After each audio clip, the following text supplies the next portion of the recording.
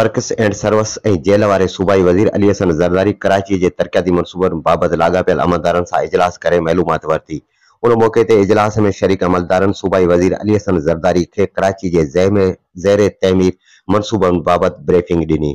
सूबाई वज़ीर इजलास खां पोइ अमलदारनि सां गॾु सिपर हाईवे रज़ाकाबाद भरिसां तइमीर हेठि 240 बिस्तरनि ते ॿधल मेडिकल कम्प्लेक्स जो मुआइनो पिणु कयो। ज़ेर तइमीर रिथाउनि जे मुआइने वक़्तु सूबाई वज़ीर अली हसन ज़रदारी अमलदारनि खे हिदायतूं जारी कंदे चयो त सदर आसिफ अली ज़रदारी ऐं पीपी चेयरमैन बिलावल भुट्टो ज़रदारी कराची में ज़ेर तइमीर हेठि मनसूबनि खे जल्द खां जल्द मुकमल करण जी हिदायत कई आहे ऐं समूरनि ज़ेर तइमीर मनसूबनि खे मुकमल करण जो टास्क ॾिनो आहे।